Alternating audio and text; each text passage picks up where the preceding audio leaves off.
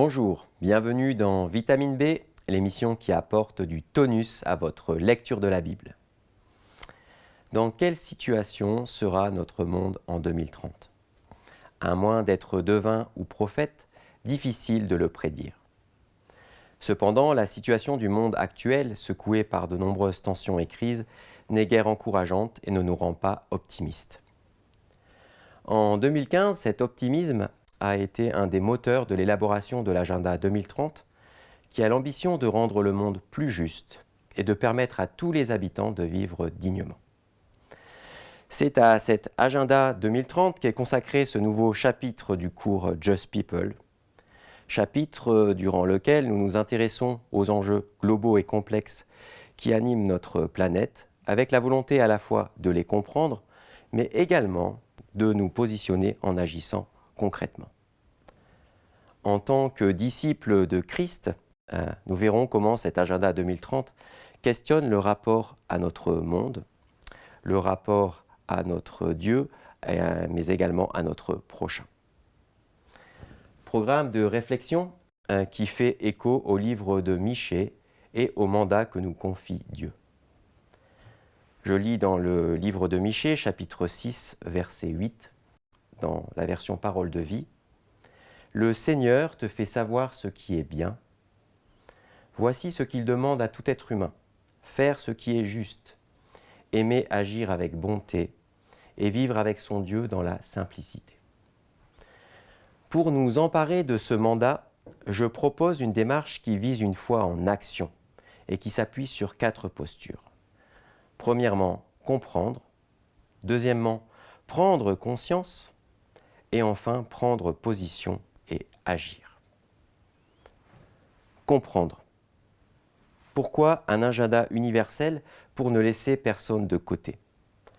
En 2015, 700 millions de personnes vivent toujours sous le seuil international de pauvreté, fixé à 1,90 $ par jour. Pour remédier à cette situation d'injustice et créer l'agenda 2030, son objectif est simple, éradiquer totalement la pauvreté d'ici 2030. L'agenda 2030 est un accord politique international qui a été signé par 193 chefs d'État, membres des Nations Unies. Il a donc une forte dimension symbolique, mais également politique. Le secrétaire général de l'ONU, le Sud-Coréen Ban Ki-moon, déclare à la tribune lors de l'adoption de ses objectifs de développement durable, je le cite, « Nous devons agir tous et partout. Ces 17 objectifs de développement durable sont notre guide, une liste de tâches pour les gens et la planète et un modèle de réussite. » L'agenda 2030 fixe à la fois un cap, mais est également une feuille de route. Il se compose de 17 objectifs de développement durable, eux-mêmes déclinés en 169 cibles, couvrant pratiquement toutes les questions de société. Dans leur travail quotidien, les organisations non gouvernementales ou les associations humanitaires s'appuient sur ces ODD qui constituent en quelque sorte le cadre conceptuel de leur action. Ce qu'il faut comprendre, c'est que ces objectifs sont pensés de manière intégrale. C'est à mon sens un point très important.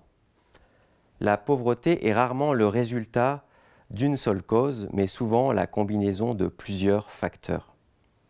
Les solutions doivent donc être également réfléchies de manière globale. Pour illustrer ce point particulièrement important, à mon sens, je m'appuierai sur le travail réalisé par l'association Morija, pour laquelle je travaille, qui est notamment active au Burkina Faso. Le Burkina Faso est un petit pays enclavé d'Afrique subsaharienne qui compte parmi les plus pauvres de la planète. Cela se caractérise notamment par un fort taux de malnutrition et de mortalité infantile, par un faible taux d'accès à l'eau potable et à l'assainissement, ainsi que par une forte insécurité alimentaire liée à une faible production agricole. Or, les 3 problématiques sont fortement imbriquées. Dans notre action, nous encourageons fortement l'allaitement maternel, qui est reconnu comme la meilleure source d'alimentation pour le nourrisson. Au cours de la première année de la vie du bébé, l'alimentation va être peu à peu diversifiée avec l'introduction de bouillies. Or, si l'accès à l'eau potable n'est pas garanti, l'eau contaminée pour utiliser les bouillies va être responsable assez rapidement de diarrhée qui peut avoir des conséquences dramatiques pour le jeune enfant. Par ailleurs, dans les régions sahéliennes, les effets du dérèglement climatique impactent fortement les agriculteurs burkinabés ou d'autres pays de la sous-région. Au Burkina, les familles consomment ce qu'elles produisent. On pratique ce qu'on appelle une agriculture familiale et une diminution des rendements a des conséquences directes sur la sécurité alimentaire du foyer. La maman qui attend son bébé n'arrive plus à s'alimenter en quantité et en qualité et à la naissance du nourrisson, elle aura des difficultés à allaiter et introduira rapidement une alimentation solide. Cela nous ramène à la problématique d'un sevrage trop précoce et de l'accès à l'eau potable. Face à cette situation, le père de famille va essayer de trouver des solutions, notamment en cultivant davantage de parcelles. Il va mobiliser davantage la main-d'œuvre familiale. Les enfants seront d'abord déscolarisés pendant les travaux champêtres, puis abandonneront peu à peu l'école. Moins éduqués, déjà prisonniers de la pauvreté, ils auront peu de perspectives d'avenir, mais seront malheureusement aussi plus réceptifs aux messages extrémistes qui plongent de nombreux pays sahéliens dans la violence et l'insécurité. Alors le tableau que je vous livre ici est assez triste et désespérant, mais il correspond à la réalité vécue quotidiennement par des millions de personnes. Des millions de personnes qui sont enfermées dans la spirale de la pauvreté. Et c'est cette spirale de la pauvreté que les objectifs de développement durable et l'agenda 2030 voulaient casser. Prendre conscience. En 2024, quel bilan à quelques années de 2030 ?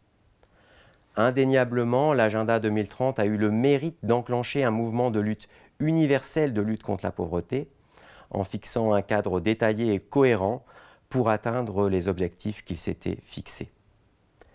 On peut dire que c'était un mouvement unique et inédit dans l'histoire de l'humanité. Et d'ailleurs, à partir de 2015, les premiers résultats ont été fort encourageants avec la diminution ou l'amélioration de nombreux indicateurs. Mais à partir de 2020, un événement planétaire que nous connaissons tous a enrayé cette dynamique. La pandémie mondiale de Covid-19 a infligé à la pauvreté son plus grand revers depuis des décennies. La pandémie a fait basculer plus de 70 millions de personnes dans l'extrême pauvreté à la fin de l'année 2020, ce qui porte le total mondial à plus de 800 millions de personnes vivant sous le seuil international de pauvreté aujourd'hui même. Il y a donc aujourd'hui plus de personnes sous le seuil de pauvreté qu'en 2015. Face à ce constat, l'ONU reconnaît désormais que l'ambition d'éradiquer la pauvreté ne sera pas atteinte en 2030, faute de moyens et de ressources suffisantes. C'est ce dont témoigne Antonio Gutiérrez, le secrétaire général actuel des Nations Unies. Personnellement, ce sentiment d'impuissance m'attriste profondément. Comment peut-on admettre ne pas pouvoir éradiquer la pauvreté dans un monde aussi développé et qui n'a jamais autant généré de richesses et de biens ? En 2015, le produit intérieur brut mondial s'élevait à environ 75 000 milliards de dollars américains. En 2023, il a franchi le cap des 100 000 milliards de dollars. Notre monde est en tension et en contradiction, et l'agenda 2030 en est l'illustration. D'un côté, l'humanité a identifié le problème de la pauvreté ainsi que les moyens de l'éradiquer, mais de l'autre, elle poursuit un modèle de développement qui ne fait qu'accroître et renforcer les inégalités contre lesquelles elle souhaite lutter. En préparant cette intervention, j'ai découvert l'artiste turc Uğur Gülen, qui par son art illustre cette contradictions par de formidables photomontages. Ces photomontages qui mettent en évidence les contrastes révoltants de notre monde. Ces photos nous interpellent et nous questionnent.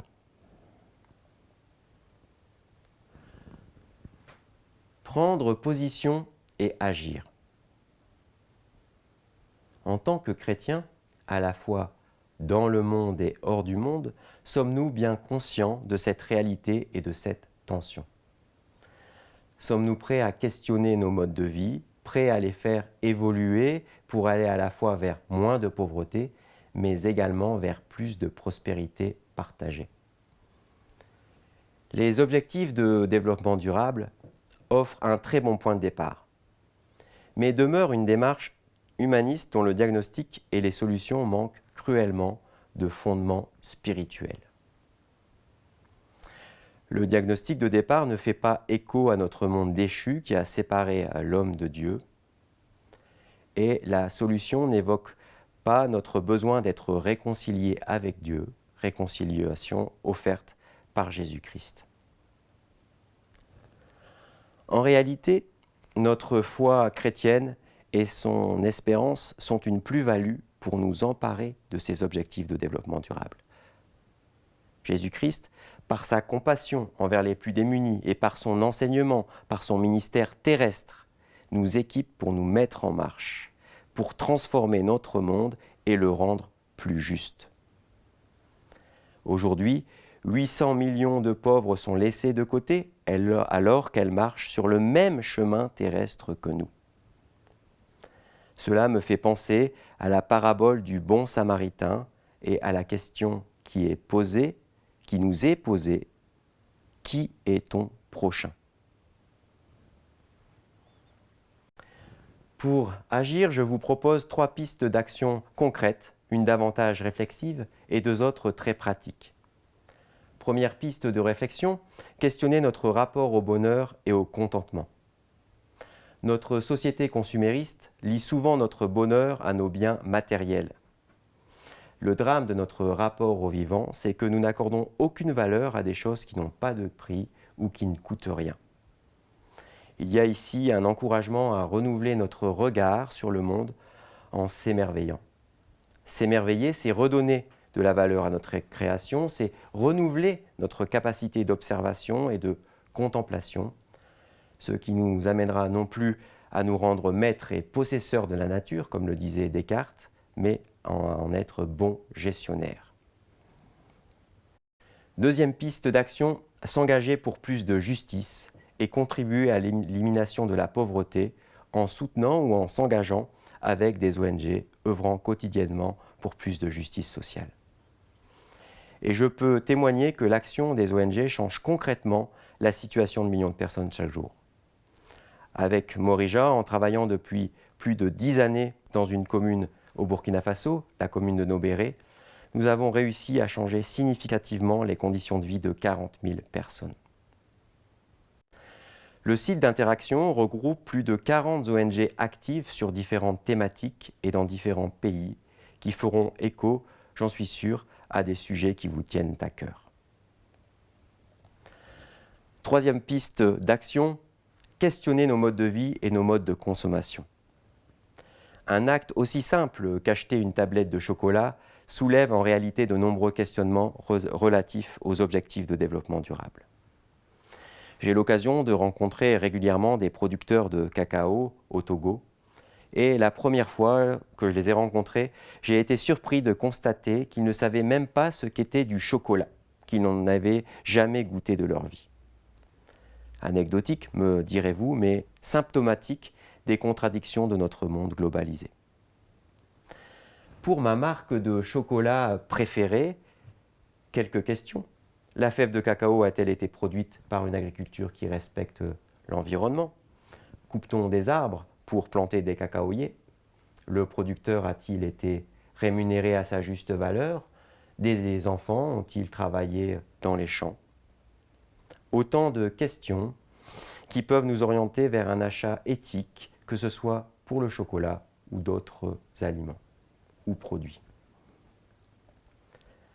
Nous voilà Arrivé au terme de notre voyage à travers l'agenda 2030, j'aimerais le conclure avec un passage de 1 Corinthiens chapitre 10 verset 31 qui est paraphrasé dans le cours Just People.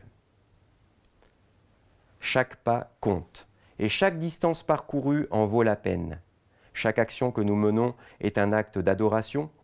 Tout peut et doit être fait à la gloire de Dieu, qu'il s'agisse de manger, de boire, de planifier ses vacances ou de s'engager dans la société ou en politique.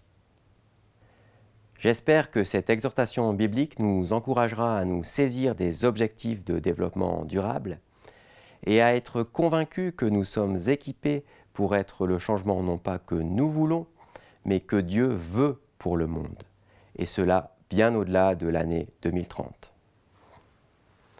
Voilà, cette édition originale de Vitamine B en partenariat avec Stop Pauvreté se termine. Bonne suite à vous.